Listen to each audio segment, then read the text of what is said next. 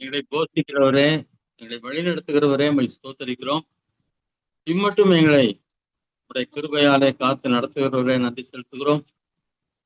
எல்லாவற்றிற்கும் மேலாக உம்முடைய கண்கள் ஒரு நாள் எங்களை கண்டதே, அதற்காக நன்றி செலுத்துகிறோம். நாங்கள் தூரமாய் விலகிச் சென்றாலும் கர்த்தர் ஆண்டவரே, காணாத ஆட்டை தேடி வருகிற தேவன் எங்களையும் கண்டு உம்முடைய மந்தையிலே சேர்த்து கொண்டதற்காக நன்றி செலுத்துகிறோம் ஆண்டவரே. நாங்கள் எவ்வளவு பாக்கியம் பெற்றவர்கள், எவ்வளவு சிலாக்கியம் பெற்றவர்கள் ஆண்டவரே. உமக்கு ஸ்தோத்திரம், உமக்கு ஸ்தோத்திரம், உமக்கு ஸ்தோத்திரம் ஆண்டவரே. நன்றியோடு உம்மை ஸ்தோத்தரிக்கிறோம் கர்த்தா. ஆண்டவர் ஒவ்வொரு வாரமும் ஆண்டவரே உங்களுடைய பிள்ளைகளோடு பேச கிருபை தருவதற்காக ஸ்தோத்திரம். இந்த நாளிலும் உங்களுடைய வார்த்தைகளை நீர் வெளிப்படுத்தி தர வேண்டும் என்று கெஞ்சுகிறோம். ஆண்டவரே ஆவியானவர் ஆண்டவரை கர்த்தாவே தெளிவாக புரிந்து கொள்ளத்தக்கதாய் வெளிப்படுத்தி தர வேண்டும் கேட்கிறோம். இயேசு கிறிஸ்துவை நாம் கேட்கிறோம் நல்ல பிதாவே, ஆமென். கர்த்தர் நாமம் மகிமைப்படுவதாக உங்களை யாவரும் இயேசு கிறிஸ்து நாமத்தில் வாழ்த்துகிறேன். எல்லா நன்மைகளையும் சந்தோஷத்தையும் சமாதானத்தையும் தேவ கிருபையும் தொடர்ந்து தந்து வழிநடத்துவாராக. அதனால யாக்கோபு எழுதின பொதுவான நிருபம் அதற்கு வருகிறோம். இந்த யாக்கோபு என்பவர் 12 சீசர்கள்ல ஒருவர் கிடையாது. இவர் இயேசு கிறிஸ்துனுடைய ஆஃப் பிரதர் அப்படின்னு சொல்லுவாங்க. அதான் நேரடியா ஒரே தாய்க்கு தாய் தான், ஆனா தகப்பன் வேறனா. இயேசு கிறிஸ்து பரிசுத்த ஆவியினாலே பிறந்தவர். அதற்கு பிறகு அது வரைக்கும் யோசேப்புக்கும் அவருக்கு தொடர்பு இல்லை என்று சொல்லி வேதத்தில் சொல்லப்பட்டுகிறது. ஆனா அதுக்கு பிறகு அவருக்கு பிள்ளைகள் பிறந்தார்கள். அதுல ஒண்ணுதான் யாக்கோபு என்பவர். அவர் எழுதின நிருபம் தான் இது. அவர் ஒரு சபையின் போதகராக இருந்தார். போதகராக இருக்கும்போது இந்த நிருபத்தை அவர் எழுதியிருக்கிறார். அவர் இந்த உலகத்தோடு போறதுக்கு முன்னாலே அவர் எழுதினது வெளியே வந்து விட்டது. இவர் முக்கியமா ஃபெய்த் இன் ஆக்ஷன், விசுவாசம் விசுவாசம் என்று சொல்லி நாம் சொல்லிக் கொண்டிருப்பதுல மட்டும் கிடையாது, அது செயல்பாட்டுல இருக்கணுங்கிறத அதிகமாக வற்புறுத்தி சொல்லக்கூடியவர். செயல்பாடுகளை குறித்து அதிகமாக செயலிலே நம்முடைய அன்பை காட்ட வேண்டும் என்பதுல யாக்கோபு மிக சிறப்பாக அதை எழுதியிருக்கிறார். 1ஆம் வசனம் யாராவது வாசிங்க.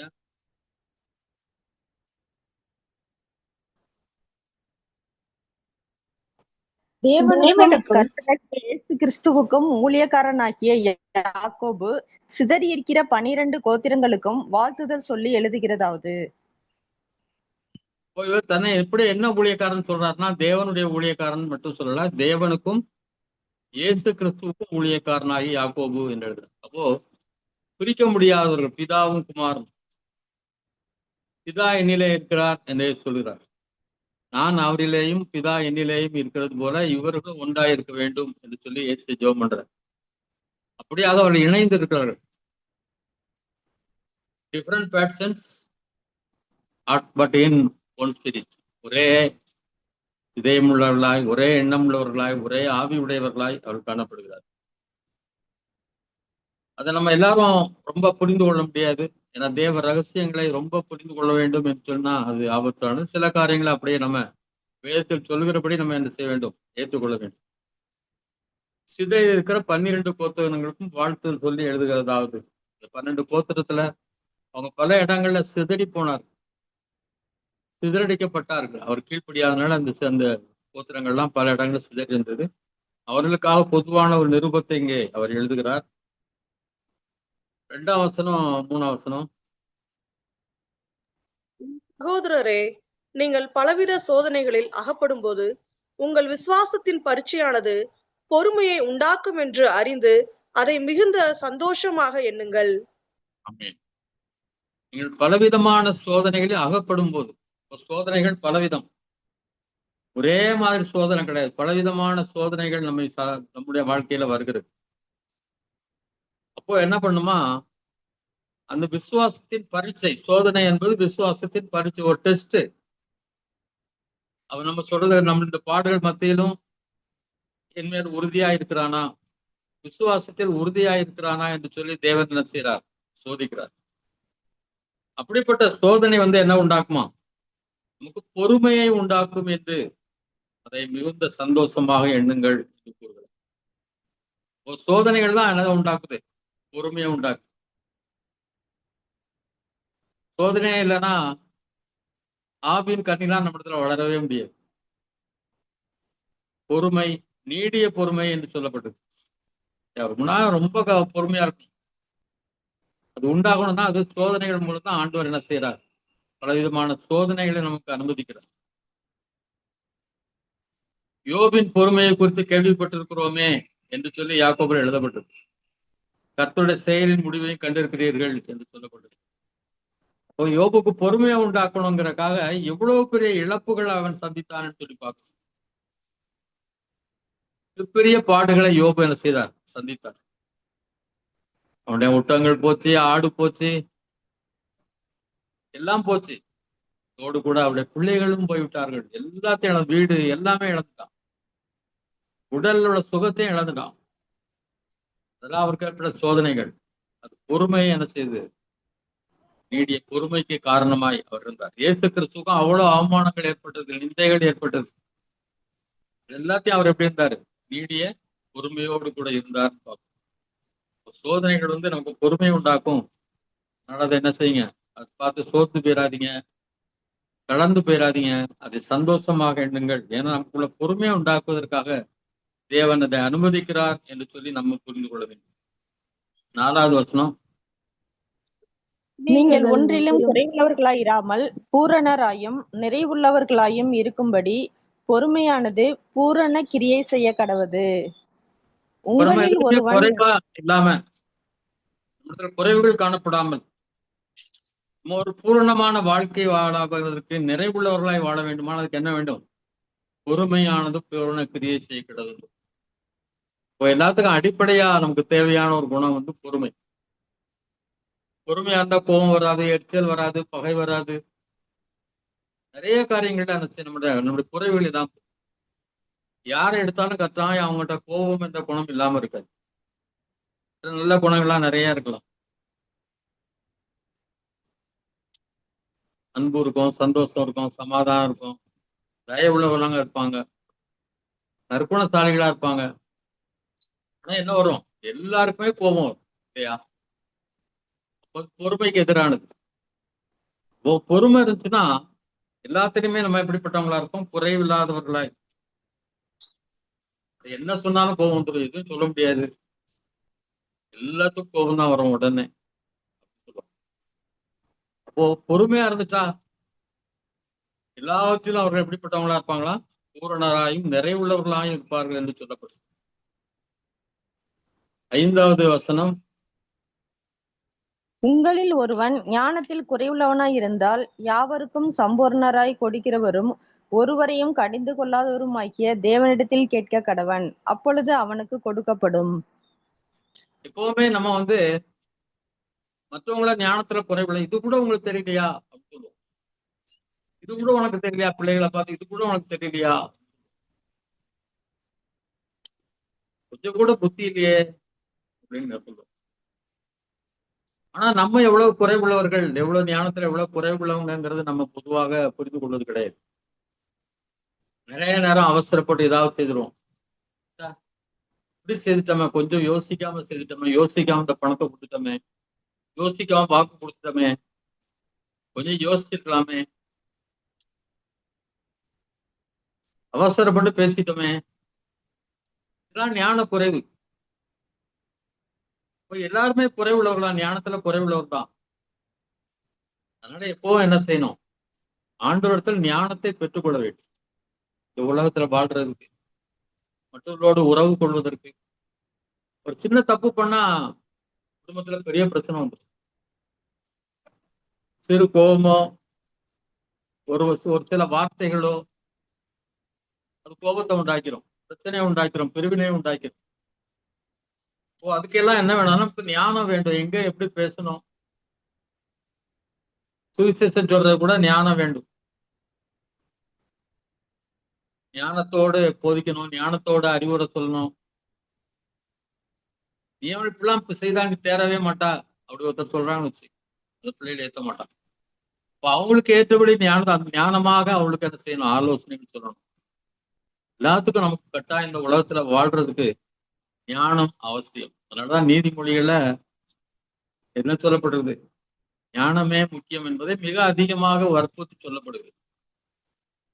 எதை சம்பாதிக்காவிட்டால் என்ன செய்ய, ஞானத்தை சம்பாதித்துக் கொள் அப்படின்ற ஒரு ஞானம் என்பது எங்க இருக்குதுன்னா வேத புத்தகத்துல அதை விட ஞானமானது வேற எங்கேயும் கிடையாது. இப்ப நம்ம ஞானத்தை ஆண்டவர்கிட்ட கேட்டா ஆண்டவர் வேதத்தின் மூலம் சில தோல்விகள் மூலம் எல்லாம் செய்யாம இருந்திருக்கலாம், இன்னும் இப்படி செய்யக்கூடாது, இப்படி பேசாம இருந்திருக்கலாம் அப்படின்னு சொல்லி ஆண்டவர் எப்பவுமே ஞானம்னா உடனே தலையில அப்படியே ஞானத்தை அடிக்கிற மாட்டார். சாலமோன்னு கொடுத்தார் கேட்கும்போது, அது உண்மைதான். ஆனா நிறைய முறைகள் மூலம் ஆண்டவர் நமக்கு கற்றுக் கொடுப்பார். ஆண்டவர்கிட்ட கேட்கணும், எனக்கு ஞானத்தை தாங்க ஆண்டவர், இந்த உலகத்துல கணவரோடு சரியாக பேசுவதற்கு, பிள்ளைகளை சரியாக நடத்துவதற்கு, குடும்ப காரியங்கள் மட்டும் இல்லாம வெளியே உள்ள உறவுகளோடு சரியான ஞானமாய் நடந்து கொள்வதற்கு எல்லாருக்கும் ஞானத்தை தாருங்கன்னு சொல்லி பேசி என்ன செய்யணும், ஆண்டவர்கிட்ட கேட்டு கேட்டு பெற்றுக்கொள்ளும். அவர் எப்படியா சம்பூர்ணமாய் கொடுக்கிறவர், கொஞ்சோண்டு கொடுக்கிறவர் அல்ல, சம்பூர்ணமாய் கொடுக்கிறவர். அடுத்தாரு எப்படிப்படார், ஒருவரையும் கடிந்து கொள்ளார். நீலாம் என்கிட்ட கேட்கலாமா? சில பிள்ளைகளை பார்த்து சொல்லுவோம், நீனே வந்து கேட்க ஒன்னும் படிக்கிறது கிடையாது, ஒன்னும் கீழ்ப்படுறது கிடையாது, ஒழுங்கா ஸ்கூலுக்கு புக் எடுத்து போறது கிடையாது, நீ வந்து என்கிட்ட இதெல்லாம் வேணும்னு கேட்கறிய, எப்படி நான் தர முடியும்னு சொல்லுவோம். அது மனித குணம். ஆனா ஆண்டவர் ஒரு நாள் என்ன செய்ய மாட்டாராம், கடிந்து கொள்ள மாட்டார். நீ வந்து கேட்கறிய, உனக்கு என்ன தகுதி இருக்குன்னு சொல்ல மாட்டார். அதான் வித்தியாசம். சம்பூர்ணமாய் கொடுக்கிறது இல்லையா? நம்ம வீட்டுல ஒருவேளை 2 கிலோ சீனி இருந்துச்சுன்னா 1 டம்ளர் சீனி கொடுத்துடலாம். 1/2 கிலோ தான் சீனி இருக்குன்னா என்ன செய்ய முடியாது, 1 டம்ளர் நிறைய யாராவது வந்து கேட்டா கொடுக்க முடியாது. ஏன்னா கொஞ்சம் தான் இருக்கு, கொஞ்சமா தான் நம்ம கொடுப்போம். ஆனா அவரிடத்துல ஞானம் மிக அதிகமாய் இருப்பதனால நமக்கு பூரணமாய் நமக்கு ஞானத்தை கொடுக்கிறவர், மிக அதிகமான ஞானத்தை அவர் தரக்கூடியவர். ஆனா அப்படி சம்பூர்ணமா கொடுக்கிறவர் அடுத்தது என்ன செய்ய மாட்டார், நம்முடைய குற்றம் குறைகளை எல்லாம் அவர் என்ன செய்வதில்லை, பார்ப்பதில்லை. நம்முடைய தகுதி அவர் பார்க்காம கொடுக்கிறவர். தேவனிடத்தில் கேட்கணும், அப்பொழுது அவனுக்கு கொடுக்கப்படும். தேவனிடத்தில் நம்ம ஞானத்துக்காக கேட்கணும், ஆண்டவரே ஞானத்தை தாரோம், இந்த உலகத்துல வாழ்றதுக்கு, மற்றவங்க கற்றுக் கொடுப்பதற்கு, எங்கள் பிள்ளைகளை நடத்துவதற்கு, குடும்பத்தை நடத்துவதற்கு, ஊழியத்தை செய்வதற்கு, எல்லாத்துக்கும் எனக்கு ஞானத்தை தாங்கப்பா சொல்லி அவர்கள் கேட்டு பெற்றுக்கொள்ள வேண்டும். 6ஆம் வசனம் 7ஆம் வசனம். ஆனாலும் அவன் எவ்வளவாகிலும் சந்தேகப்படாமல் விசுவாசத்தோட கேட்க கடவன். சந்தேகப்படுகிறவன் காற்றினால் அடிபட்டு அலைகிற கடலின் அலைக்கு ஒப்பாய் இருக்கிறான். அப்படிப்பட்ட மனுஷன் தான் கர்த்தரிடத்தில் எதையாகிலும் பெறலாம் என்று நினையாதிருப்பானாக. ஆமென். ஏதோ ஜெபம் பண்ணிட்டோம், ஆண்டவர் தர்றாரோ தரலையோ தெரியல, அப்படி ஒருத்தன் நினைச்சா ஒன்னையுமே நினைச்ச முடியாது, பெற்றுக்கொள்ள முடியாது. ஒருத்தர் சொன்னாராம், மலையை பார்த்து பேர்ந்து போன்னு சொல்லியிருக்குதே அப்படின்னு சொல்லிட்டு, ஒரு மலையை பார்த்து, மலையே இது எங்களுக்கு இடையூறாக இருக்கிறது, இந்த இடத்துல எங்க வீடுக்கு மறைவா இருக்கிறது, இந்த இடத்தை விட்டு நீ கடந்து போ என்று சொன்னாராம். ஆனா அது அப்படிதான் இருந்துச்சா. அப்போ சொன்னாரு, எனக்கு ஏற்கனவே தெரியும் அதெல்லாம் போகாது அப்படின்னு சொல்லி, எனக்கு முன்னாடியே தெரியும்னு நினைச்சாராம். ஆனா அதே நேரத்துல ஒரு கிறிஸ்டியன் ஸ்கூல் ஒன்று இருந்துச்சு. அந்த கிறிஸ்டியன் ஸ்கூலுக்கு எதிர்த்தாப்புல ஒரு மலை ஒன்று இருந்துச்சு, குன்று ஒண்ணு. அதான் அந்த பள்ளிக்கூடத்துக்கு எல்லாரும் வர்றதுக்கு ஒரு மறைவா, காற்று ஓட்டத்தெல்லாம் காற்றுகள்லாம் வராதபடி தடுத்து கொண்டு ரொம்ப இடையூறா இருந்துச்சான். அப்ப அந்த உள்ள ஸ்கூல் டீச்சர்ஸ், சில ஸ்டூடெண்ட்ஸ் எல்லாம் சேர்ந்து ஜெபம் பண்ணாங்களாம், ஆண்டவரே இந்த மலை எங்களுக்கு எவ்வளவு இடையூறுதான் இருக்கும் உங்களுக்கு தெரியும், இது எப்படியாவது நீங்கி போகணும் அப்படின்னு சொல்லிட்டு. கொஞ்ச நாள் ஜெபம் பண்ணிட்டு இருந்தாங்க. ஒரு நாள் வந்து அரசாங்கம் வந்துச்சு, இந்த மலையின் கற்கள்லாம் ரொம்ப விலை உயர்ந்த கிரானைட் கற்கள், அதனால அந்த கற்கள் எல்லாம் உடைச்சு எடுக்கணும்னு சொல்லி அவங்க உடைச்சு என்ன செய்தாங்க, கம்ப்ளீட்டா இந்த மலையே உடைத்து எடுத்துட்டாங்க. ஜெபத்துல நம்ம எவ்வளவு விசுவாசமா இருக்கிறோமோ அதை நாம் பெற்றுக்கொள்வோம். விசுவாசிக்கிற எவனுக்கும் கூடும் என்று சொல்லப்படும். விசுவாசத்தோடு கேட்கும் போது அதை நாம் பெற்றுக்கொள்ள முடியும். ஆனா 2 விதமா, கிடைக்குமா கிடைக்காதா அப்படிங்கிற சந்தேகம்லாம் இருந்துச்சுன்னா அதை நம்ம என்ன செய்ய ஒன்றையும் பெற்றுக்கொள்ள முடியாது. சந்தேகப்படுகிற காற்றினால் அடிபட்டு அலைகிற கடலின் அலைக்கு ஒப்பா இருக்கு. அலை வந்து எப்பவும் அங்க இருந்து அடிக்கும், காற்று அடிச்சு நேர கரைக்கு வரும், மறுபடியும் எங்க போகும், உள்ள போகும், மறுபடியும் காற்று அடிச்சு அது அங்கேயும் ஆடிக்கொண்டேதான் இருக்கும், முன்னும் பின்னும் போய்கொண்டேதான் இருக்கும். அது ஒரு நாளும் என்ன செய்யாது, ஒரு ஆறு போல முன்னேறி ஓடாது. காற்றுல அடிபடுறது. சந்தேகப்படுறோம் அந்த நிலைமை தான், அங்கேயும் போக முடியாம இங்கேயும் போக முடியாம இருப்பான், எந்த முன்னேற்றத்தையும் செய்ய முடியாம. அப்படிப்பட்ட மனுஷன் தன் கர்த்தரிடத்தில் எதையும் பெறலாம் என்று நினையாது இருப்பானாக. சந்தேகப்படுறோம், எதையும் என்ன செய்ய முடியாது, பெற்றுக்கொள்ள முடியாது. இரு மனம் உள்ளவன் தன் வழிகளிலெல்லாம் நிலையற்றவனாய் இருக்கிறான். நிறைய நேரங்கள்ல எனக்கு இந்த மாதிரி ஒரு தடுமாற்றம் வரும். இங்க போலாமா அங்க போலாமா, இப்படி செய்யலாமா அப்படி செய்யலாமா, அப்படியே யோசிச்சுட்டு இருப்பேன். சிலர் கேட்பாங்க, என்ன இப்படி நின்றுட்டே இருக்கீங்க அப்படின்னு கேட்பாங்க. ஒரு தடுமாற்றம் நடையில ரொம்ப ஸ்லோவா சில நேரம் போயிட்டே இருப்போம். அப்போ யோசிச்சுட்டே போவேன், இப்படி பண்ணிடலாமா அப்படி பண்ணிடலாமான்னு. அப்போ இருமனம் உள்ளவன் நிலையற்றவன், அவனுக்கு ஒரு நிலை கிடையாது, இங்க போறதா இங்க போறதான்னு. அவன் ஒரு வழினையும் அவனால போக முடியாது. எந்த பாதையில போறதா அந்த பாதையில போற, நடுப்பாதையெல்லாம் நின்றுட்டு இருக்க முடியும். ஆனா சரியான வழியை நாம என்ன செய்யணும், அவரை பின்பற்றுவது மட்டும்தான் வழி. அவர் மேல சந்தேகப்படாமல், எப்படி ஒரு கணவனை கரம் பிடிச்சிட்டோம், அவர் எப்படிப்பட்டவரா இருந்தாலும் அவரோட தான் வாழ்ந்தா அவன் கடைசி வரைக்கும். ஆனா இயேசு கிறிஸ்துவ அப்படி இல்லை, அவர் மிகவும் உண்மை உள்ளவர், உத்தமமானவர், நீதி தவறாதவர், கைவிடாதவர், நம்மை விட்டு விலகாதவர். அதெல்லாம் தொடர்ந்து அவரை பின்பற்றுவோம். எத்தனை சோதனைகள் வந்தாலும், எத்தனை பிரச்சனைகள் வந்தாலும், எத்தனை ஏமாற்றங்கள் வந்தாலும், எல்லாவற்றிலும் அவர் அற்புதமா நம்மை நடத்துகிறவர் ஒருவரே. ஆனா ரெண்டு மனசு இல்லாம ஒரே மனதோட அவரை சார்ந்து அவரையே நம்பி இருப்போம். என்னுடைய மகளுடைய கல்யாணத்துல கொஞ்சம் போகும்போது எம்சிஏ முடிச்சா, ஆனா உடனே கல்யாணம் எல்லாம் பண்ண முடியல. பார்த்தோம், ஒன்றும் சரியான ஒரு இதே வரல. அப்போ சில இதுல எல்லாம் கொடுத்து, இந்த மேட்ரிமோனியல் இதுல எல்லாம் கொடுத்து பண்ணிட்டு இருக்கோம். அப்போ ஒரு சகோதரன் அடிக்கடி எங்க வீட்டுக்கு வந்து ஜெபம் பண்ண வருவாரு, எங்களோட உள்ளவர் தான் அவரு. அவர் சொன்னாரு, என்ன இப்படிலாம் பண்ணிட்டு இருக்கீங்க ஆண்டவர், நீ விளம்பரம் பண்ணி கொண்டிருக்கிறீர்கள், என்னை தேடவில்லைன்னு சொல்றாரு, நீங்க அவரை தேடுங்க, அவர் நல்ல ஒரு மாப்பிள்ளையை கொண்டு வருவார் சொன்னார். அதே போல சீக்கிரமே ஒரு குடும்பம் வந்து பார்த்து பிக்ஸ் பண்ணிட்டு போயிட்டாங்க. அதனால நம்ம அப்படி பண்ணா இப்படி பண்ணா மாப்பிள்ளை கிடைக்கும், இப்படி பண்ணா மாப்பிள்ளை பொண்ணு கிடைக்கும், எல்லாம் தேடுவோம். முன்னே ஒண்ணு எல்லாத்திலையும் என்ன செய்யணும், அவரை சார்ந்து இருக்கணும். அவர் செய்யாம யார் செய்வா? அவரால் செய்ய முடியவில்லை என்றால் யாரால் செய்ய முடியும்? அவரே சார்ந்திருப்போம் கடைசி வரைக்கும். எல்லா காரியத்திலையும், எப்படிப்பட்ட சூழ்நிலைகளிலும் அவரையே சார்ந்திருப்போம், அவரையே நம்பியிருப்போம்.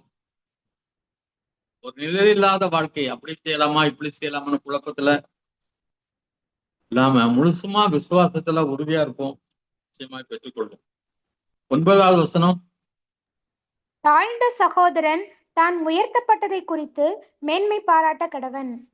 ஆமென்.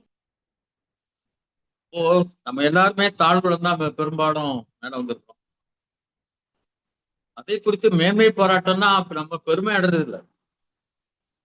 அந்த பெருமையை தந்தவர், கிருபையை தந்தவர் யார் தான்? அப்படியே தேவன் தான். அவருக்குள் அதற்குள்ள மேன்மை பாராட்டுகிறவன் தன்னை பற்றி அல்ல, கர்த்தரை குறித்தே மேன்மை பாராட்ட கடவன் என்று சொல்லியிருக்காரு. ஆண்டவரே, நீங்க என்ன உயர்த்துனீங்கப்பா, நீங்க என்ன தாங்கினீங்கப்பா, நீங்க என்ன உயர்த்துனீங்க, நீங்க என்ன வழி நடத்துனீங்க, நீங்க தான் எல்லாத்தையும் எனக்கு தந்தீங்க. இது எல்லாத்தையும் இன்னைக்கு ஒரு மீன் சாப்பிடுறோம், அது கறி சாப்பிடறோம்னாலும் அது யாரா கொடுத்தது? அவர் கொடுத்ததுதான். ஒரு டேபிள்ல உட்காந்து சாப்பிடுறோம்னா அதுவும் அது கடவுள் கொடுத்ததுதான்.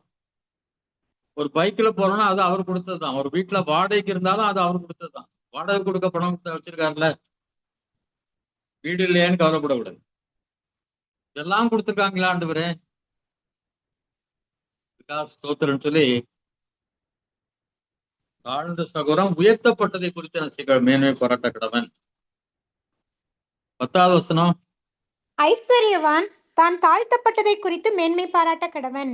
ஏனெனில் அவன் புல்லின் பூவை போல் ஒழிந்து போவான். பணக்காரன் தாழ்த்தப்படலாம், அவனும் கீழே இறங்குவான் ஒரு நாள். பொதுவாக 3 சந்ததி தான் ஒரு வசதியான வாழ்க்கை இருக்கும், அதுக்கு பிறகு அந்த சந்ததி கீழே தாழ்த்தப்படும் என்று சொல்கிறார்கள். பல உதாரணங்களை ஒருத்தர் எழுதியிருந்தார். அது உண்மையோ பொய்யோ நமக்கு தெரியாது. ஆனாலும் ஐஸ்வர்யவான் தாழ்த்தப்பட்டக்கூடிய சூழ்நிலைகள், ஒரு பணத்தில் இல்லைனாலும் மற்ற காரியங்கள்ல தாழ்த்தப்படக்கூடிய சூழ்நிலைகள் உண்டாகும். அப்பவும் என்ன செய்வோம்? ஆண்டவரே இப்படிப்பட்ட ஒரு தாழ்வை கொடுத்ததற்காக ஸ்தோத்திரம். ஏன்னா அது தாழ்வு மூலம் அவன் பல காரியங்களை ஒருவேளை அறிந்து கொள்ளக்கூடும். பொறுமையை, சாந்தத்தை, எளிமையை, பல காரியங்களை அவன் புரிந்து கொள்ளக்கூடும். ஒரு ஐஸ்வர்யவான் இருந்தான், தனக்கு கீழே கிடக்கிற அந்த லாசருவை கண்டுக்கவே இல்லை. கடைசியில் அவன் எங்கதான் போனான்? நரகத்துக்கு போனான். அவன் தாழ்த்தப்பட்டிருப்பானால் அந்த நாள்ல ஆண்டவரை நினைத்து பார்த்திருப்பான். எத்தனையோ பணக்காரர் ரட்சிக்கப்பட காரணம் குடும்பங்கள் தாழ்த்தப்பட்டதுனால. திடீர்னு அவனுடைய செல்வங்கள்லாம் இழந்து கருத்து நிலைக்கு வரும்போதுதான் ஆண்டவரை நோக்கி பார்த்து அவர்கள் மனம் திரும்பினது. அதனால வாழும் போதும் ஆண்டவர் தூக்கணும், தாழ்த்திருக்கப்படும் போதும் ஆண்டவரை துதிக்கணும். வாழ்விலும் தாழ்விலும் அல்லேலூயா என்று சொல்லி பாடியிருக்கிறார் ஜான் ஜெபராஜ். அதே போல மலையின் உச்சியிலும் அல்லேலூயா, ஆழியின் விளிம்பிலும் அல்லேலூயா என்று சொல்லி எந்த நிலைமையிலையும் என்ன செய்யணும்? ஆண்டவருக்கு நன்றி செலுத்துவார். இதான் இருக்கலாம். ஆனாலும் சில நேரங்கள்ல ஒதுக்கப்படலாம், கைவிடப்படலாம், தள்ளப்படலாம். அந்த வேளையிலும் ஆண்டவருக்கு என்ன செய்யணும்? ஆண்டவருக்கு மேன்மை பாராட்டணும், அவருக்கு ஸ்தோத்திரம் செலுத்தணும். ஏன்னா அவன் புல்லின் பூவை போல் ஒளிந்து போவான். மனுஷனுடைய வாழ்க்கை புல்லுதான், அதை எந்தைக்கு வேணா காய்ந்து போகலாம். சூரியன் கடும் வேலுடன் உதித்து புல்லை உலர்த்தும் போது அதன் பூ உதிர்ந்து அதன் அழகான வடிவு அழிந்து போகும். ஐஸ்வர்யானா அப்படியே தன் வழிகளில் வாடி போவான். பணம் இருக்கிறதுனால எல்லாத்திலையும் நிலைச்சின்னு இருக்க முடியாது, எல்லாத்திலையும் சந்தோஷமா நிலையான சந்தோஷத்துல இருக்க முடியாது இல்லையா? எப்படி புல்லு காய்ஞ்சு போகுதோ, அது பூலாம் அழகா பூத்து அழகா செடியா இருக்கலாம், அது ஒரு நாள் காய்ந்து போய்விடும். அதே போல பணக்காரன் தன் வழிகளில் வாடி போவான். அவன் வழிகளில் பல பிரச்சனைகள் சந்திப்பான். நிறைய பணம் இருக்கலாம், அதனால பல பிரச்சனைகள் அவனை சூழ்ந்து வரும், எதிராக வரும், வாடி போவான். அதனால எல்லா சூழ்நிலைகளிலும் வாழ்விலும் தாழ்விலும் என்ன செய்யணும்? ஆண்டவரை துதிக்கக்கூடியவர்களாக, அவருக்கு அல்லேலூயா சொல்லக்கூடியவர்களாக நாம் இருக்க வேண்டும். 12வது வசனம். சோதனையை சகிக்கிற மனுஷன் பாக்கியவான், அவன் உத்தமன் என்று விளங்கின பின்பு கர்த்தர் தம்மிடத்தில் அன்பு கூறுகிறவர்களுக்கு வாக்குத்தத்தம் பண்ணின ஜீவ கிரீடத்தை பெறுவான். சோதனை சகிக்கிற மனுஷன் பாக்கியவான் சொல்லப்படுது. சகிக்கிற மனுஷன் சோதனை சகிக்கணும், அவன் பாக்கியவான், அவன் ஆசீர்வதிக்கப்பட்டவன். அவன் உத்தமன் என்று விளங்கின பின்பு கர்த்தர் தமிழத்தில் அன்பு கூறுவர்களுக்கு வாக்குத்தத்தம் பண்ணினா ஜீவ கிரீடத்தை கொடுப்பார். அவனுக்கு ஒரு கிரீடம் காத்திருக்கும். இவ்வளவு சோதனைகளை வெற்றி பெற்றாயே, இவ்வளவு பாடுகள் மத்தியிலும் உண்மையா இருந்தாயே, இவ்வளவு கஷ்டங்கள் மத்தியிலும் நீ நல்லவனாக வாழ்ந்தாயே, விசுவாசத்தில் உறுதியாக இருந்தாயே என்று சொல்லி அவனுக்கு என்ன கொடுப்பாராம்? ஜீவ கிரீடம். அது ஒரு நாளும் என்ன செய்யாது? வாடி போகாத கிரீடம், நிலையான கிரீடம். இந்த கிரீடம் நமக்கு கிடைக்கும்னா சோதனைகளை சகிக்க வேண்டும். எனக்கு மட்டும் ஏன் இந்த கஷ்டம்? எனக்குள்ளோ ஜோம் பண்ணி எனக்கு இது தீரலையே, இந்த பிரச்சனை எவ்வளவு காலம் இதை சகிக்கிறது என்று சொல்லி என்ன செய்யக்கூடாது? சோர்ந்து போய் விடக்கூடாது. இந்த சோதனை பொறுமையோடு சந்தோஷத்தோடு சகிக்கிறவன் பாக்கியவான். ஏன்னா அவனுக்கு ஒரு நாள் கிரீடம் காத்திருக்கு. ஓட்டப்பந்தயம் அல்லது ஒரு விளையாட்டு போட்டியில வெற்றி பெறதுக்காக ஒருத்தன் என்ன பண்றான், இவ்வளவு கஷ்டங்களை சகிக்கிறான். எல்லாரும் தூங்கிட்டு இருப்பாங்க, காலையிலேயே போய் எழும்பி என்ன செய்வான், ஒரு ஜிம்முக்கு எங்கேயோ போவான், ஆனா ரோட்ல தனியா ஓடி போவான், ஏதோ ஒரு எக்ஸசைஸ் செய்துட்டு இருப்பான். ஏதாவது அவன் பல கஷ்டங்கள் பட்டு தன் உடலை ஆயத்தம் பண்ணி கொண்டே இருப்பான். சில உணவுகளை சாப்பிட மாட்டான், சரியான அளவு சாப்பாடு சாப்பிடுவான், நல்லா தூங்குவான், தூங்க வேண்டிய அளவுக்கு தூங்குவான். எத்தனையோ காரியங்களை அவன் என்ன செய்ய விலகி இருப்பான். ஆனா ஒரு நாள் அவனுக்கு என்ன கிடைக்கும், அவன் வெற்றி பெறும்போது பெரிய பாராட்டு அவன் கிடைக்கும். உடலை ஒடுக்கி பல கஷ்டங்களை பட்டு பல உடற்பயிற்சிகளை செய்து அவன் தயார் பண்றான் தானே. அப்பெல்லாம் கஷ்டமா தான் இருக்கும். ஆனால் அவன் ஒரு நாள் வெற்றியை பெறும்போது அது எல்லாருக்கும் முன்பாக மேன்மையான காரியமா இருக்கும். அதே போல இன்னைக்கு பல சோதனைகள் பாடுகள் மத்தியில் நம்ம சென்று கொண்டிருந்தாலும் அதை நாம் பொறுமையோடு சகித்தால் ஒரு நாள் என்ன செய்வோம், இந்த ஜீவ கிரீடத்தை நாம் பெற்றுக்கொள்வோம். 13வது வசனம். சோதிக்கப்படுகிற எவனும் நான் தேவனால் சோதிக்கப்படுகிறேன் என்று சொல்லாதிருப்பானாக. தேவன் பொல்லாங்கினால் சோதிக்கப்படுகிறவர் அல்ல, ஒருவனையும் அவர் சோதிக்கிறவரும் அல்ல. இப்ப பாத்தீங்கன்னா இதுக்கு முன்னால என்ன சொல்லப்பட்டிருக்கிறது, ஆண்டவரை சோதிக்கிறவராக அங்கே சொல்லப்பட்டிருக்கு. சோதனை சகிக்கிற மனுஷன் பாக்கியவான், அப்படி சகிக்கிற மனுஷனுக்கு ஜீவ கிரீடத்தை கொடுப்பார் என்று தேவன் தான் சோதிக்கிறார் என்று சொல்லப்பட்டிருக்கு. ஆனா 13ஆம் வசனத்துல சோதிக்கப்படுகிற எவனும் தான் தேவனால் சோதிக்கப்பட சொல்லக்கூடாது. இங்க என்னன்னா முதல்ல சொல்லப்பட்டது டெஸ்ட் அல்லது ட்ரையல். ஆனா இங்க சொல்லப்பட்டிருக்கிறது இந்த சோதனை அதாவது பாவ சோதனை, பாவத்துக்கான சோதனை. இந்த பாவத்துக்கான சோதனை ஆண்டவர் செய்கிறவர் யாருல, ஆண்டவர் கிடையாது. யோசேப்புக்கு முன்னால் ஒரு பெண் தோன்றான்னா அது ஆண்டவர் அந்த பெண்ணை கொண்டு வரலாம். அது சாத்தானா இருக்கலாம், அவன் கொண்டு வருவான். அப்படிப்பட்ட சோதனையை இங்க சொல்லப்பட்டு, அப்படிப்பட்ட சோதனையை தேவன் என்ன செய்வதில்லை. அவரையும் யாரும் என்ன செய்ய முடியாது, பொல்லாங்கினால அவரும் சோதிக்கப்பட முடியாது, நம்மையும் அப்படி என்ன செய்ய மாட்டாரு. பொல்லாங்கினால் தீமையான பாவம் சோதனைகள்னால அவர் என்ன சோதிக்கிறவரு அல்ல. அவனவன் தன் சுய இச்சையினாலே இழுக்கப்பட்டு சிக்குண்டு சோதிக்கப்படுகிறான்.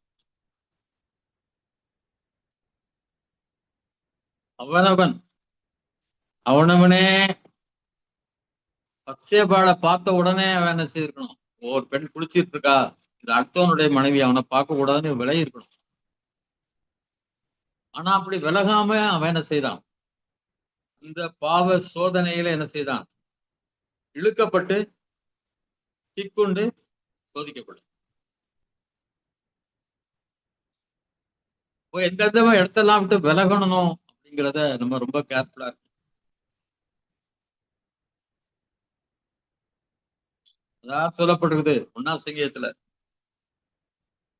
பாவிகளுடைய வழியில் நில்லாமலும் பரியாசக்காரர் உட்காரும் இடத்தில் உட்காராமலும்.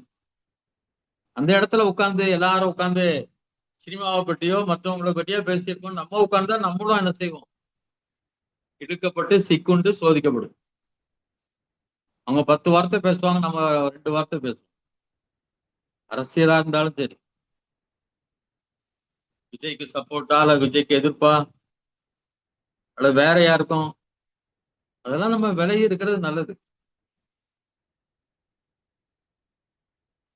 அதெல்லாம் ஆண்டவர் சோதனைக்கிறது கிடையாது. அதெல்லாம் நம்ம விலகி இருக்கணும். அப்படிப்பட்ட பாவங்கள், பாவ சோதனைகளுக்கு என்ன செய்யுங்க, விலகி. வாலிப இச்சைக்கு விலகியோடு. இந்த மாதிரி காரியங்கள்ல நம்ம எதெல்லாம் விலகணுமோ அதில் விலகிடும். அப்படிப்பட்ட ஆட்கள் வந்தா ஹாய் நல்லா இருக்கீங்களா அப்படின்னு கேட்டுட்டு என்ன செய்யணும், விலகிடும். அவங்களோட உட்காந்து பேசி நம்ம சிக்கி கொள்ளக்கூடாது. பின்பு இச்சையானது கற்பம் தரித்து பாவத்தை பிறப்பிக்கும். பாவம் பூர்ணமாகும் போது மரணத்தை பிறப்பிக்கும். முதல்ல இச்சை வந்த உடனே அதை என்ன செய்திடணும்? தூக்கி போடுறோம். இடம் கொடுக்கக்கூடாது. வளர்றதுக்கு, பெருகிறதுக்கு, கற்பம் தரிக்கிறதுக்கு என்ன பண்ணக்கூடாது? இடம் கொடுக்கக்கூடாது. ஒரு கசப்பான வேரா இருக்கலாம், செய்தான் செய்து போறாங்க, பரவாயில்ல அப்படின்ட்டு விட்டுறணும், தூக்கி போடுறோம். அதாவது உள்ளத்திலே வச்சு வச்சு வச்சு அதை என்ன செய்யறது? வளர விட்டா அது ஆபத்தாகும். எந்த ஒரு இச்சை விருப்பமானாலும் இந்த விருப்பத்தை முளையிலே என்ன செய்யணும்? பிள்ளை எடுத்து விடும். ஆரம்பத்திலேயே அது இடம் கொடுத்துட்டா ரொம்ப ஆபத்து. ஏசாவுக்கு அந்த கூளை பார்த்தோன்னே அது சிவப்பா இருந்துச்சான், அழகா இருந்துச்சான் பாக்குறது. அது மேல ஆசைப்பட்டான். அதோ அவன் சொல்றான், சேஷ்ட புத்திர பார்த்து கூட பரவாயில்ல, போனா போகுது, நமக்கு இப்போ தற்போது இந்த மகிழ்ச்சி கிடைச்சா போதும் அப்படி சொல்லிதான் தன்னை இழந்தான் என்று சொல்லி பார்ப்போம். ஏற்கனவே பார்த்தோம், கண்ணீர் விட்டு கதறியும் என்ன செய்தான்? ஆசீர்வாதத்தை பெற முடியாமல் போய்விட்டான் என்று சொல்லி நம்ம எபிரேயர் நிறுவனத்துல பார்த்தோம். இடத்துல தவறிட்டோம்னா அது பிறகு மழையில இருந்து ஒரு படி தவறிட்டு வரணும்னா கீழே போயிட்டே தான் இருக்கும். அதனால எச்சரிக்கையா இருக்கணும். எங்கெங்கெல்லாம் இவ்வளவு கேர்ஃபுல்லா இருக்கணுமோ, இந்த கண்ணீரும் சிக்கிறாதபடி ரொம்ப எச்சரிக்கையா இருக்கணும். பரவாயில்ல, போன் நம்பர் தானே கொடுக்குறோம், அது மெசேஜ் தானே அனுப்புறோம். நிறைய கெட்டு போறது வந்து மெசேஜ்.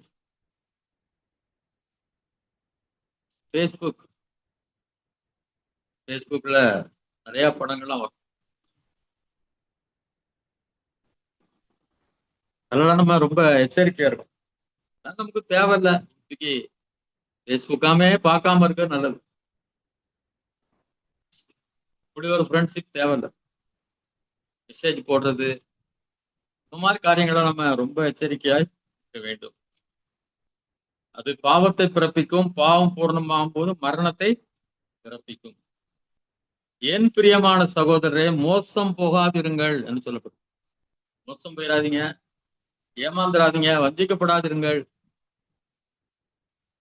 எத்தனை பிள்ளைகள் தங்களோட வாழ்க்கையை இழந்திருக்காங்க. கொஞ்ச நாள் லவ் பண்றது, பிறகு லவ் பண்ண மாட்டேன்னு சொல்றது. எங்க பக்கத்துல மாரியம்மன் கோயில்னு ஒன்று இருக்கு, ரொம்ப ஃபேமஸான கோயில், இந்துக்கள். அங்க ஒரு பொண்ணு டீச்சர், அது ஒருத்தனை யாரையாவது லவ் பண்ணிருக்கு. அது பேர சொல்லிடுச்சு, வீட்டுல சொல்லிட்டாங்க, உனக்கு டீச்சர் எல்லாம் கிடைச்சிட்டு ஒழுங்கா நல்லா கல்யாணம் பண்ணணும் அப்படின்னு சொன்ன உடனே அவன்கிட்ட சொல்லிடுச்சு, இனிமே எந்த வச்சுக்காதீங்க, தொடர் வச்சு வீட்டுல சத்தம் போடுறாங்க அப்படின்னு சொல்லி விலகி இருக்கு. ஆனா அவன் ஆசிரியத்துக்கு ஊத்தியோ எப்படியோ அவனை அந்த பொண்ணை வெட்டி கொண்டு போட்டான். காரணம் என்ன? ஆரம்பத்துல விளையாட்ட ஆரம்பிக்கிறது, கடைசியில் அது வினையாக முடியும். நடப்போம் குறித்து எச்சரிக்கையா மற்ற எல்லா காரியங்களிலும் ரொம்ப எச்சரிக்கையா இருக்கிறது நல்லது. என் பிரியமான சகோதரர், மோசம் போகாதுங்க, மோசம் போயிடுறாங்க, ஏமாந்துடாது எதிரையும். 17வது வசனம், நன்மையான எந்த ஈவும் பூரணமான எந்த வரமும் பரத்திலிருந்து உண்டாகி ஜோதிகளின் பிதாவினிடத்திலிருந்து இறங்கி வருகிறது. அவரிடத்தில் யாதொரு மாறுதலும் யாதொரு வேற்றுமை நிழலும் இல்லை. ஆமென். எல்லா ஆசீர்வாதங்களும் மேல இருந்தா வரணும். எல்லா ஆசீர்வாதங்களும் மேலே இருந்து வர வேண்டும். அதான் பூரணமான வரம். வரத்திலிருந்து உண்டாகி ஜோதிகளின் பிதா, வெளிச்சத்தின் பிதா, வெளிச்சத்திலே வாசம் பண்ணுகிறவர், சேரக்கூடாத ஒளியிலே வாசம் பண்ணுகிறவர், அவரிடத்திலிருந்து வரணும். இப்படி செய்து பைக் வாங்கிடலாம், அப்படி செய்து வீடு வாங்கிடலாம், இப்படி செய்து அப்படி பண்ணிடலாம், இப்படி செய்து அப்படியே படிக்க வச்சிடலாம், அந்த காலேஜ்ல சேர்த்துடலாம், எந்த காலேஜ்ல படிச்சாதான் நிறைய பேர் நினைக்கிறாங்க இந்த காலேஜ்ல இந்த ஸ்கூல்ல என் பிள்ளைய படிக்க வச்சுட்டா அவன் வாழ்க்கை நல்லாயிரும். பேர பிள்ளைகளுக்கெல்லாம் ஜேல ஆரம்பிக்கிற பேர்லாம் விட்டாங்க. என்னுடைய மனைவியோட ஆசை. ஏன்னா ஜேன்னு போட்டா ஜேன்னு வந்துருவாங்க. அது கர்த்தருடைய கடத்துல இருக்கு. நம்முடைய பிள்ளைகள் தேவனுடைய பிள்ளைகள். நம்ம மேல எவ்வளவு அன்பா இருக்காரோ அதே அன்பு அவர் நம்முடைய பிள்ளைகள் மேல, நம்முடைய பேர பிள்ளைகள் மேல இருக்கும். அது 1000 தலைமுறைக்கு ஆசீர்வதிப்பேன். கடனை வாங்கி இதை வாங்கி ஒரு வருஷத்துக்கு 7 லட்சம் கட்டணும், 8 லட்சம் கட்டணும் கட்டுறது எப்படி கட்ட முடியும்? யோசிக்கிறது கிடையாது. தெரிஞ்ச ஒருத்தர் பைக்கை வித்து என்ன பண்ண, பைக் அடகு வச்சு பிள்ளைக்கு எல்கேஜி பணம் கட்டுறாரு. இங்கிலீஷ் மீடியத்துல தான் படிக்கணும். யார் சொன்னா இங்கிலீஷ் மீடியத்துல தான் படிச்சாங்க நல்ல வேலை அவர் வாங்க? என் பிள்ளைகளும் எங்க ஸ்கூல்ல தான் படிச்சாங்க. எங்க ஸ்கூல்ல இங்கிலீஷ் மீடியம், எங்க மீடியில என் பையன் தமிழ் மீடியம். நல்ல நிலைமையில தான் இருக்கான். ஆசீர்வதிக்கிற நம்முடைய தேவன் நம்மோடு கூட இருக்கிறார். நம்ம உயர்த்துகிற தேவன் நம்மோடு கூட இருக்கிறார். நம்முடைய பிள்ளைகளை தெருவில் அலைய விட மாட்டார். அதை நினைச்சீங்க, நம்முடைய பிள்ளைகளை அவர் ஒரு நாள் கைவிட மாட்டார்.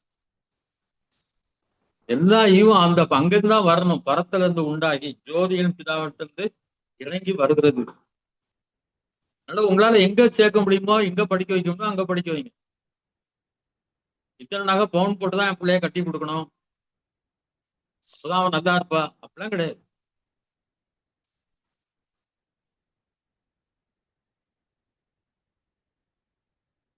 ஆனா எந்த நகையும் பணமும் வாங்காம தான் நல்லா கல்யாணம் பண்ணு.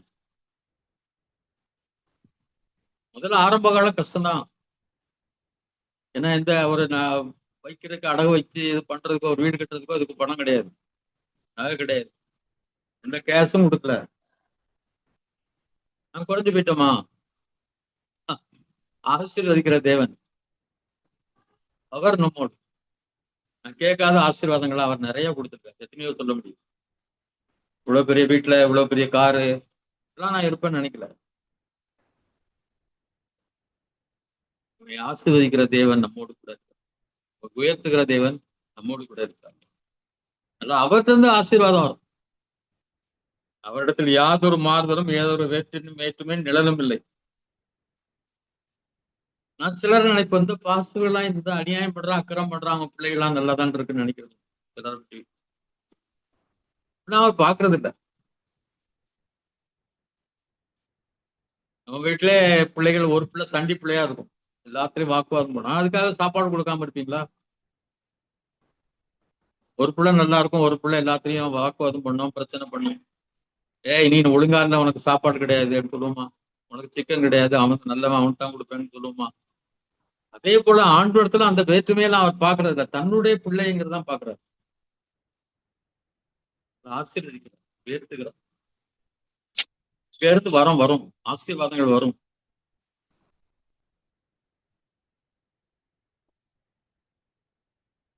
நன்மையான எந்த ஈவுகளும் அவர்த்திலிருந்து உண்டாகி அவர்த்திலிருந்து என்ன செய்யறது? இறங்கி வருகிறது.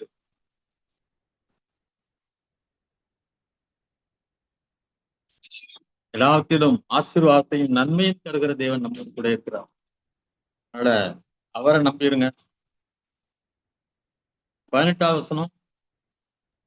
அவர் சித்தம் கொண்டு தம்முடைய சிருஷ்டிகளில் நாம் முதற் பலனானவர்களுக்கு நம்மை சத்திய வசனத்தினாலே ஜெனிப்பித்தார். நம்ம யாரும் அவரை தேடி போல. நம்ம யாரும் சில சொல்லுவாங்க, பக்தி உள்ளவனை கர்த்தர் தமக்காக தெரிந்து கொண்டார். என்ன பக்தியா இருந்தீங்க? பிசாசு நடந்தாலும் பக்தியா இருந்தீங்க, எப்படி தனக்காக தெரிந்து கொள்வார்? அவர் மேல பக்தியா இருந்தவங்கள அவர் தனக்காக தெரிந்து கொண்டார் தாவீது சொல்றார். அது பழைய ஏற்பாடு, இது வேற, புதிய ஏற்பாடு வேற. ஆனா நம்ம அவர் தேடவே இல்லை, நினைச்சும் பார்க்கல. எந்த இடத்துக்கும் மலைக்கோ கோயிலுக்கோ அலையல. அவர் விருப்பம் கொண்டு இது என் மகளா இருக்கணும், இவள் என்னுடைய மகளா இருப்பதற்கு நான் இவளை தெரிந்து கொள்கிறேன். என்ன தகுதி இருந்துச்சு? உண்மையா இருந்தோமா? உத்தமமா இருந்தோமா? இப்படிலாம் இருந்தோம். ஆனால் அவர் விருப்பம் கொண்டு தன்னுடைய பிள்ளையாக மாற்றி இருக்கிறார். நாம தான் முதற் பலன்கள் அவருக்கு. பதில அது இதனால சத்திய வசனத்தினாலே நம்ம என்ன செய்தார்? ஜெனிப்பித்தார். நம்முடைய வார்த்தையை கொண்டு நம்ம என்ன செய்தார்? மறுபடியும் பிறக்க செய்தார். ஆவியினாலும் ஜலத்தினாலும் பிறவாவிட்டால் அப்படின்னு இருக்கும். ஆவியினாலும் ஜலத்தினாலும், ஜலம்ங்கிறது தண்ணி கிடையாது, என்னது? வசனம். வசனத்தை கொண்டுதான் பேசுவார். ஞான ஸ்நானத்தினால பிறக்கிறது கிடையாது. பரிசுத்த ஆவியானவர் சத்திய வசனத்தை நம்முடைய உள்ளத்துல பேசும்போது நம்ம என்ன செய்ய, நம்முடைய இதயம் திறக்கப்பட்டது. நாம் முதற் பலன்களாம். அவருக்கு ஃபர்ஸ்ட் ஃப்ரூட். ஒரு மரம் வைக்கிறோம், ஒரு மாமரம் வைக்கிறோம். அந்த மாமரம் முதல்ல அப்படியே பூத்து அழகா காய்ச்சி கிடக்குது, நிறைய பழுக்க ஆரம்பிச்சிருச்சு. நல்ல பழங்கள். தோட்டக்காரனுக்கு எவ்வளவு சந்தோஷமா இருக்கும். முதல் பலன் இப்பதான் ஃபர்ஸ்ட் அழகா பூத்த பழத்திருக்கு. அதே மாதிரி நம்ம எல்லாம் முதல் பலன், முதலா நம்மளை பெற்றெடுத்திருக்கிறார் நம்முடைய வசனத்தினாடு, சத்திய வசனத்தினாடு. அதனால நம்ம அவருடைய பலன்கள். அதனால நம்மளை கைவிட மாட்டார். நம்மளை ஆசீர்வதிக்கிறது, நம்மளை உயர்த்துறது எல்லாம் அவருடைய விருப்பம். அவன் ஒரு நாளும் அக்கௌண்ட் எழுதுனே கிடையாது. திடீர்னு பார்த்தா பேட்ஸ்ல பணமே இல்லாம இருக்கும். எங்க செலவழிச்சும் எப்படி செலவழிச்சும் ஒண்ணும் தெரியாது. அவர் என்னை நடத்துகிறார், அவர் என்னை ஆசீர்வதிக்கிறார். எனக்கு அவர் என்னவோ அதெல்லாம் எழுதுறதுக்கெல்லாம் முயற்சி பண்ண மற்றவங்க எல்லாம் சொன்னாங்கன்னா அதை பாதி கூட என்னால எழுத முடியும். என்னை நோக்கி பார் என்று சொல்லி வைத்து விட்டார் என்று சொல்லி நான் நம்புகிறேன். கணக்கெழுதலாம் தப்பு கிடையாது. ஆனா என்னை அவர் அப்படி நடத்துறார். You are the first fruit. அவருடைய ஃப்ரூட். எப்படி நம்ம உழைச்சு ஒரு விதையை போட்டு அதுக்கு தண்ணி ஊத்தி உரம் போட்டு அதை பாதுகாத்து ஒரு செடி அழகா ஒரு மரக்கண்ணை, ஒரு மாமரத்தை வளர்த்து அது பழுக்க ஆரம்பிக்குதோ, எவ்வளவு சந்தோஷம். கடையில வாங்குற ஒரு மாம்பழத்தை விட நம்முடைய தோட்டத்துல ஒரு மாம்பழம் வரும்போது எவ்வளவு சந்தோஷம். அதே போல அவருடைய பலன், அவர் சிலுவையில் சிந்திய ரத்தத்தினால, அவருடைய வார்த்தையினால நம்ம என்ன செய்யறோம்? இன்னைக்கு ஃபர்ஸ்ட் ஃப்ரூட்டா இருக்கும், முதல் பலன்களா இருக்கிறோம். நம்ம பார்த்தாலே அவருக்கு ஒரு சந்தோஷம் உண்டு. என்னுடைய பிள்ளை, என்னுடைய உழைப்பின் பலன், என்னுடைய பாடுகளின் பலன், என்னுடைய பிள்ளை, என்னுடைய மகள் மகிழ்ச்சி அடைகிறார். அதனாலதான் எல்லா நன்மைகளையும் அவர் பரத்திலிருந்து நமக்கு என்ன செய்கிறார்? கொடுக்கிறார். அடுத்த வசனம் வாசிங்க, 19. ஆகையால் என் பிரியமான சகோதரரே, யாவரும் கேட்கிறதுக்கு தீவிரமாயும், பேசுகிறதுக்கு பொறுமையாயும், கோபிக்கிறதற்கு தாமதமாயும் இருக்க கடவர்கள். ஆமென். இது ரொம்ப முக்கியமான வசனம். கேட்கறதுக்கு தீவிரமா இருக்கணும். ஒரு ரெண்டு உங்க வீட்டுக்கு ஒருத்தர் வந்திருக்காங்க, அதாவது நீ ஒரு வீட்டுக்கு போயிருக்கீங்க, சொந்தக்காரன் வீட்டுக்கோ நண்பர் யார் வீட்டுக்கோ. அவங்க என்ன சொல்றான்னு கேட்கறதுக்கு ஆவலா இருக்கும். நம்ம அவங்க என்ன சொல்ல வந்தாங்கன்னு, வீட்டுக்கு வந்திருக்காங்க, நான் என்னதான் சொல்ல வந்திருப்பாங்க, நம்ம இதான் லொடன்னு அது இதெல்லாம் பேசிட்டு எப்பவுமே வசனமானாலும் சரி, பிரசங்கங்கள் கேட்கறதுல, மற்றவர்கள் சொல்றத கேட்கறதுல தீவிரமா இருக்கும். பேசுறதுக்கு பொறுமையா இருக்கும். பொறுமையா தான் பேசணும். அவருடைய வார்த்தைகள் அபூர்வம் அப்படின்வாங்க. ரொம்ப அபூர்வமா தான் பேசுவார், அதிகமா பேச மாட்டார். அப்படிப்பட்டவங்களுக்கு தனி மதிப்பு எப்பவே உண்டு. பேசாதிருந்தால் மூடனும் ஞானவான் என்று எண்ணப்படுவான். பேசக்கூடாது. பெண்கள் அதிகமா பேசுவாங்க எப்பவுமே. பேசுறதுக்கு பொறுமையா இருக்கணும், கோபிக்கிறதுக்கு தாமதம். உடனே கோபம் பொங்க கூடாது.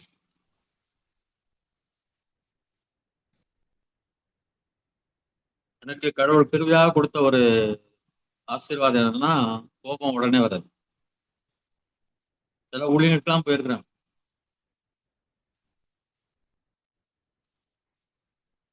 அது அவங்க பயங்கர மழை, பக்கத்து சீட்ல பயங்கரமா சத்தம் கேக்குது. ஆனாலும் நிறுத்த முடியல. நிறுத்தி பார்த்தாலும் பேசிட்டே இருக்க மைக்ல.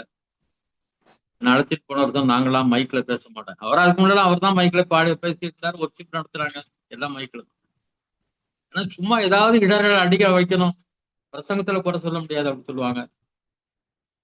ஒரு தடவை பிரசங்கெல்லாம் முடிச்சா அப்ப அந்த சத்தி சுத்தி 25 கிலோமீட்டர் இருக்கும். நான் என்னுடைய அப்ப இருந்த 2 வீலர்ல நான் போயிருந்தேன். நாங்க போயிட்டு வரோம்ட்டு எல்லாரும் போயிட்டாங்க. அவர் ஒய்ஃபு, இன்னொரு ஊழியக்காரர் வந்தாரு, அவர் எல்லாரும். நான் கேட்ட கடைசியில் அந்த இதை கூட்டிட்டு வந்தேன்.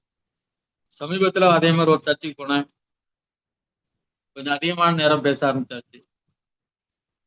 முடிச்ச உடனே எல்லாரும் ஓடி போயிட்டாங்க. சொல்லாம விடாம கூப்பிட்டவங்க. இப்படி போவாரு, சாப்பாடு கொடுக்கல, ஒண்ணும் கொடுக்கல, ஒரு டீ கூட கொடுக்கல. நல்ல வேளை ஒரு அம்மா வந்து இந்த பிள்ளைங்களுக்காக நம்ம சாப்பாடு செஞ்சோம், அதுல இருக்கு, நீங்க சாப்பிடுறீங்களான்னு கொடுத்தாங்க. தக்காளி சாதம் ஒயிட்டா இருந்துச்சு, தக்காளி கூட கிடையாது. நல்ல வேளை பக்கத்து கடையில எங்கேயோ கொஞ்சம் மிக்சர் பாக்கெட், சின்ன சின்ன பாக்கெட் 10 ரூபா இருக்கும்னு நினைக்கிறேன், அது வாங்கிட்டு வந்தான். அதுல நானும் என் டிரைவரும் சாப்பிட்டு வந்தோம். ஒரு கூட்டம் கிடையாது, ஒண்ணும் கிடையாது. அப்புறம் உடனே எனக்கு கோபம் வந்து, என்னடா பண்றீங்க அப்படிலாம் நான் சத்தம் போட்டு கிடையாது. அதுக்கு பிறகு யோசிப்பேன், சாப்பிடாம வந்திருக்கலாம், அப்போதான் புத்தி புரியும்.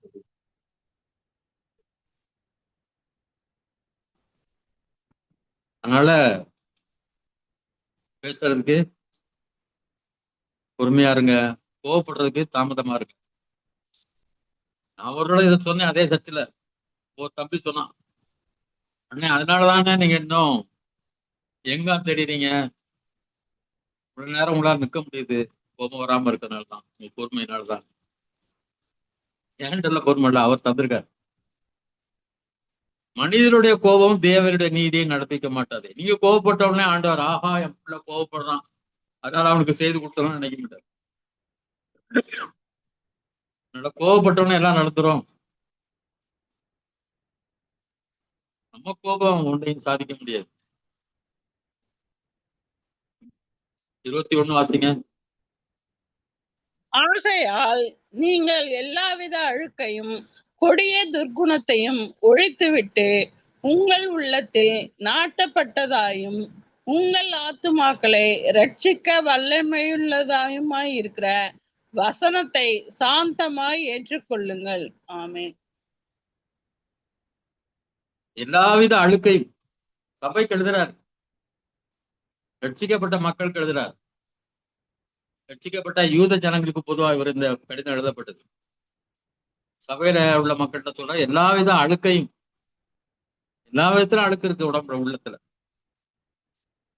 இல்லையா, போட்டி, பொறாமை, கசப்பு, வெறுப்பு எல்லாமே இருக்கு.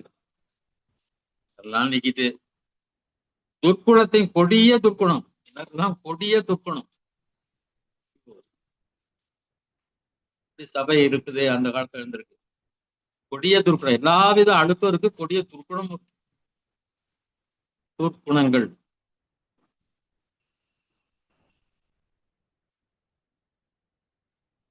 மற்றவங்களை அசட்டை பண்றது, மற்றவங்கள்ட்ட கோவப்படுறது, எது கேட்டாலும் எரிச்சல், எது கேட்டாலும் சத்தம்,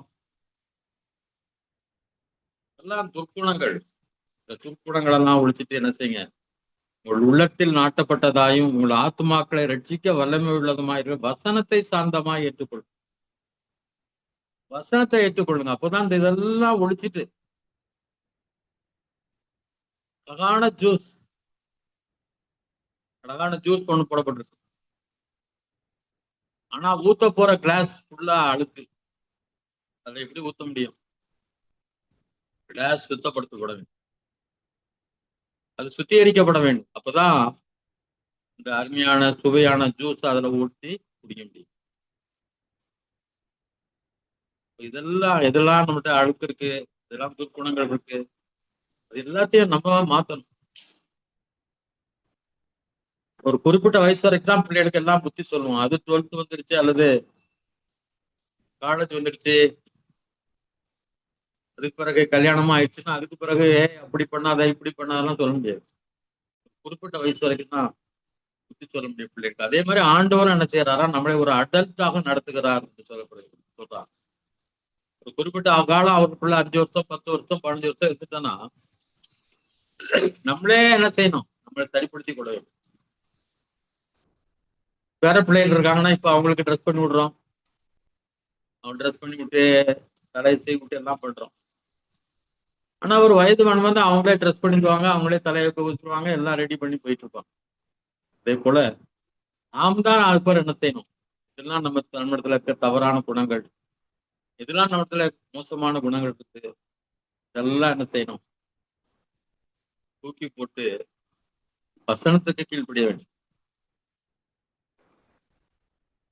22-23 அல்லாமலும் நீங்கள் உங்களை வஞ்சியாதபடிக்கு திருவசனத்தை கேட்கிறவர்களாய் மாத்திரமல்ல, அதன்படி செய்கிறவர்களாயும் இருங்கள்.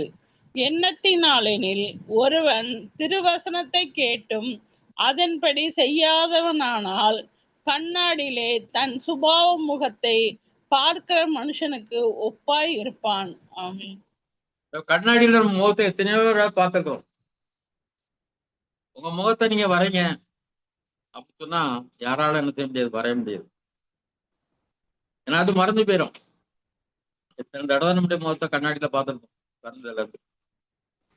ஆனாலும் நம்முடைய முகம் எப்படி இருக்குன்னு நம்மளால சொல்ல முடியாது. எவ்வளவு அழகான ஒரு எடுத்துக்காட்ட சொல்லியிருக்கிறார். அந்த மாதிரி நீ வசனத்தை கேட்டுட்டு அதை மறந்து போனா நீ அப்படிப்பட்டவனா இருக்கிற. அதுவும் நீங்கள் உங்களை வஞ்சியாதபடிக்கு திருவசனத்தை கேட்கிறவர்களாய் மாத்திரமல்ல, அதன்படி செய்கிறவர்களாய். அப்போ வசனத்தை கேட்டு அதை கீழ்ப்படியாம போனா நீங்க உங்களை நீங்களே என்ன செய்கிறீர்கள், வஞ்சித்துக் கொள்ளுகிறீர்கள், ஏமாற்றிக் கொள்ளுகிறீர்கள். அது உங்களுக்கு தீமை. வசனத்தை கீழ்ப்படினா நீங்க உங்களை வஞ்சிக்கிறீங்க, ஏமாத்துக்கிறீங்க. டாக்டர் காலையில ஒரு டேப்லெட்டு, மாலையில மத்தியானம் சாயந்தரம் ஒரு டேப்லெட் கொடுத்தா அந்த டேப்லெட்டை மறக்காம என்ன செய்யணும், சாப்பிடணும். அப்பதான் நல்லா இருக்கும். இதுதான் போட்டு என்ன ஆக போகுதுன்னு நினைச்சு அதை அசட்டியா விட்டுட்டா டாக்டர் வந்து சுகர் இருக்கு இதை சாப்பிடாதீங்க, கொலஸ்ட்ரால் இருக்கு இதை சாப்பிடாதீங்க அப்படி சொன்னா அதுக்கு கீழ்ப்படியும். அப்படி கீழ்ப்படியாம போனால் அவள் தங்களை தாங்களே வஞ்சித்துக் கொள்கிறார்கள், ஏமாற்றிக் கொள்கிறார்கள், வருத்தி கொள்கிறார்கள். அதனால வசனம்னு வந்துச்சுன்னா உடனே என்ன செய்யணும், அதுக்கு கீழ்ப்படி. ஒர்ஷிப்ல நமக்கு ரொம்ப சந்தோஷம். எங்க ஒர்ஷிப் இருந்தாலும் சந்தோஷமா ஒர்ஷிப் பண்ணும். ஆனா வசனத்தை கீழ்ப்படிங்கிறது ரொம்ப கஷ்டம்.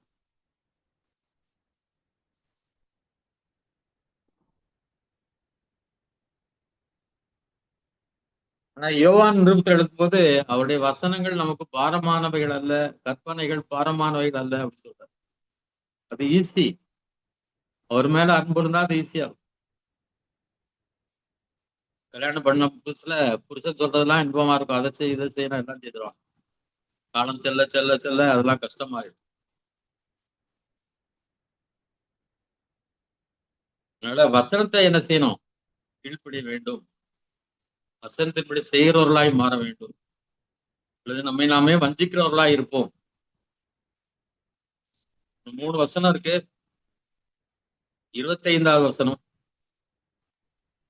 சுயாதீன பிரமாணமாகிய பூரண பிரமாணத்தை உற்று பார்த்து அதிலே நிலைத்திருக்கிறவனே கேட்கிறதை மறக்கிறவனாயிராமல் அதற்கேற்ற கிரியை செய்கிறவனாயிருந்து தன் செய்கையில் பாக்கியவானாயிருப்பான். ஆமென். இது சுயாதீன பிரமாணம். நியாயப்பிரமாணம் வேற, இது சுயாதீன பிரமாணம். அப்படின்னா அந்த சடங்கை செய்ய, ஓய்வு நாள்ல இதை செய்யாத, இங்க போகாத இங்க போகாத, இந்த நாள்ல இதை செய்யாத அதை செய்யாத, அந்த இதெல்லாம் குடிக்கக்கூடாது, இதெல்லாம் சாப்பிடக்கூடாது, இதெல்லாம் குடிக்க கூடாது, அப்படி பல காரியங்கள் அன்னைக்கு இருந்துச்சு. இந்த பலிகளை செலுத்தணும், அப்படி பலவிதமான பலிகள் இருந்துச்சு, பலவித செய்கைகள்லாம் இருந்துச்சு. அது எல்லாம் இன்னைக்கு நியாயப்பிரமாண காலத்துல மாறி சுயாதீன பிரமாணம், ஒரு லிபர்ட்டி நமக்கு இருக்கு. சுதந்திரத்தோடு நம்ம செய்யக்கூடிய ஒரு இது இருக்கு. அதுக்காக எல்லாம் செய்ய முடியாது, நினைச்சதெல்லாம் செய்ய முடியாது. ஆனா இந்த பிரமாணம் சுயாதீன பிரமாணம் அல்லது விசுவாச பிரமாணம். அதான்தான் பூரண பிரமாணம், சுயாதீன பிரமாணமாகிய பூரண பிரமாணத்தை உற்று பார்த்து அதிலே நிலைத்திருக்கிறவனே கேட்கிறதை மறக்கிறவனாயிராமல் அதற்கேற்ற கிரியை செய்கிறவனாயிருந்து தன் செய்கைகளில் பாக்கியவானாய் இருப்பான். இந்த வசனத்தை பார்த்து, இந்த வசனத்தை படித்து அதுக்கு கீழ்ப்படியும். அவன் தான் செய்கையில இருப்பான், ஆசீர்வாதம் உள்ளவனா இருப்பான். கேட்கிறதையோ மறக்க கூடாது. வசனத்திலே என்ன செய்யணும்? நிலைத்திருப்பவனாக. பொய் சொல்லக்கூடாதுன்னா கடைசி வரைக்கும் பொய்யே என்ன செய்யக்கூடாது, சொல்லக்கூடாது.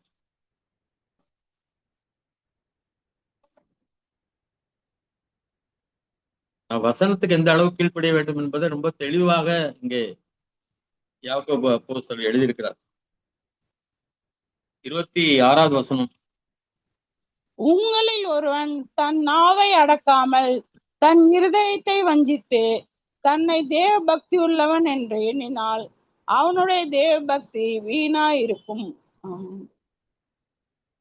நான் பக்திவான் தான், ரொம்ப பக்தி உள்ளவள்,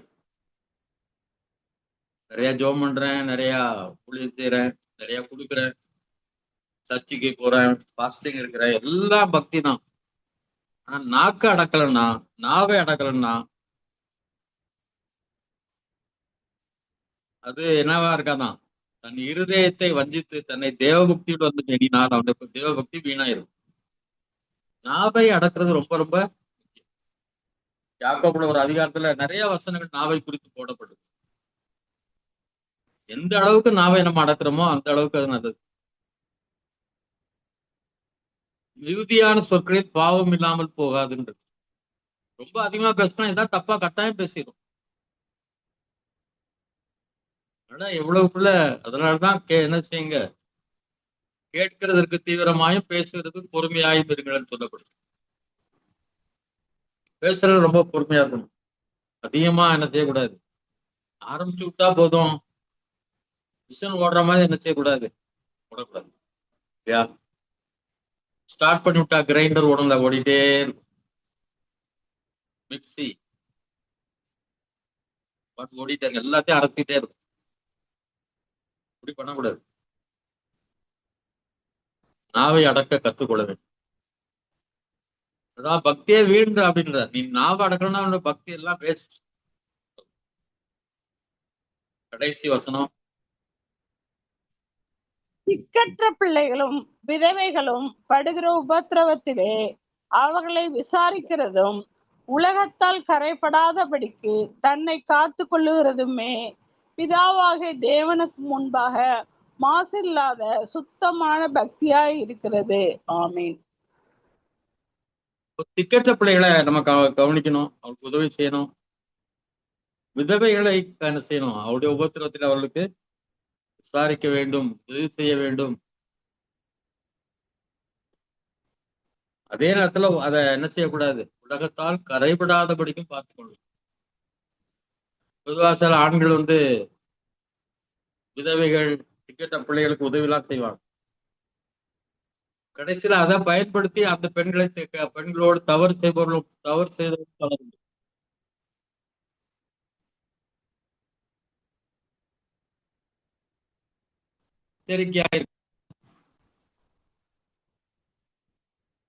உலகத்தால் கரைபடாதபடிக்கு என்ன செய்யணும்? பரிசுத்தமா தன்னை காத்துக்கொள்ளணும். உதவிலாம் செய்துட்டு கடைசியில உதவி செய்தனால உதவி பெறர்கள் அவர்கிட்ட கொஞ்சம் கருணையா இருப்பாங்க, அதை பயன்படுத்தி என்ன பண்ணிடக்கூடாது, பாவத்திலே விழுந்து விடக்கூடாது. அதான் பிதாவாகிய தேவனுக்கு முன்பே மாசில்லாத சுத்தமான பக்தி. ஏழைகளுக்கு உதவி செய்யறது, திக்கற்ற பிள்ளைகளுக்கு விதவைகளுக்கு உதவி செய்வதெல்லாம் மாசில்லாத தேவ பக்தி. இந்த காலம் கொடிய காலம். பணம்னா பணத்துக்காக உயிரையே கொடுக்கிற மக்கள் இன்னைக்கு விசுவாசிகளிலும் ஊழியக்காரர்களும் பெருகி விட்டார்கள். நாங்க கொஞ்சமா சம்பளம் வாங்கினா நிறைய கொடுத்தோம், இப்போ நிறைய சம்பளம் வருது ஆனாலும் நினைச்ச கொஞ்சமா, ரொம்ப கொஞ்சமா கொடுக்குறான். யாருக்கும் உதவி செய்யறதுக்கெல்லாம் விருப்பமே இல்லை. பணம்னால ஏதோ பெரிய இதா நினைச்சுக்கிறாங்க. அதனால அப்படிலாம் இல்லாம ஏழைகளுக்கு உதவுறது, விதவைகளுக்கு உதவுறது, திக்கற்ற பிள்ளைகளுக்கு உதவி செய்யறதுல நம்ம கவனமா இருப்போம். எத்தனை பேர் குறித்து வைத்திருக்கிறீர்கள்? எழுதி வச்சிருக்கீங்க தெரியாது. எழுதி வச்சா திரும்ப பாருங்க. வெறும் வசனத்தை மட்டும் எழுதக்கூடாது. எழுதிட்டு அதுல குறிப்புகள் எப்பவுமே குறித்து வச்சுக்கணும். அதுல எது இம்பார்ட்டன்ட் அப்படின்னு. இப்போ நீங்க எப்பாவது திரும்ப ஒரு பார்த்தா அவங்களுக்கு யூஸ்ஃபுல்லா இருக்கும். அதை கேட்டுட்டு மறந்து போறவனா என்ன செய்யக்கூடாது? பைபிள்ல இதை சொன்ன மாதிரி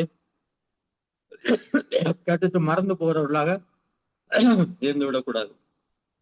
யோகனும் எங்களோட அன்பின் தகப்பன் இந்த யாக்கோபு மூலம் ஆவியானவர் எங்களோடு கூட பேசி இருக்கிறீர்.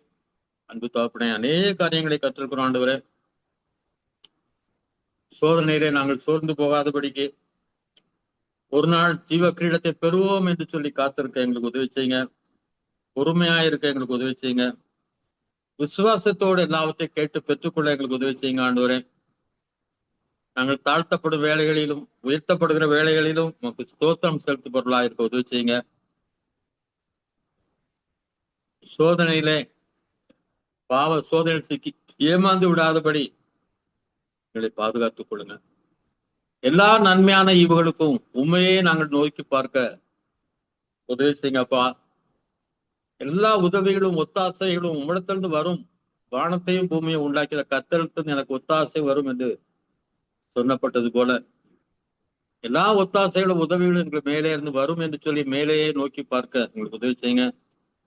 மனிதர்களை நாடி எங்களுடைய முயற்சிகளை வைத்து ஏமாந்து விடாதபடி பாதுகாத்துக் கொள்ளுங்க. வசனத்துக்கு கீழ்ப்படிய கேட்கறதுல விருப்பத்தோடு கேட்கவும், பேசுறது குறைத்து பேசவும், கோபத்துக்கு தாமதமாயிருக்கவும் காத்து உதவி செய்யுங்க ஆண்டவரே. நாவை அடக்க கத்துக்கொள்ளும். திக்கற்ற பிள்ளைகள், விதவைகள் உதவி செய்ய, அவர்களை விசாரிக்க எங்கள் கிருபைதாரும். அப்படிப்பட்ட சுத்தமான பக்தி உள்ளவர்களாய் நாங்கள் வாழ உதவி செய்யும். ஸ்தோத்திர ஆண்டவரே, நன்றியோடு ஸ்தோத்திரிக்கிறோம். இந்த வந்திருக்கிற ஒவ்வொரு மக்களுக்காக நன்றி செலுத்துவோம் கர்த்தாவே. இந்த நாளில் வந்த ஒவ்வொரு குடும்பத்துக்காக, ஒவ்வொரு சகோதரிக்காக நன்றி செலுத்துகிறோம். உங்களுடைய ஆசீர்வாதம், உடைய சந்தோஷம், உடைய சமாதானம் அவருடைய பெருகட்டும் கர்த்தாவே. வசனத்துக்கு கீழ்ப்படிவதனால் வரும் ஆசீர்வாதங்களை அவள் புரிந்து கொள்ள உதவி செய்யும். வசனத்தை சாந்தமாய் ஏற்றுக்கொள்ள, சந்தோஷமாய் ஏற்றுக்கொள்ள உதவி செய்யும்.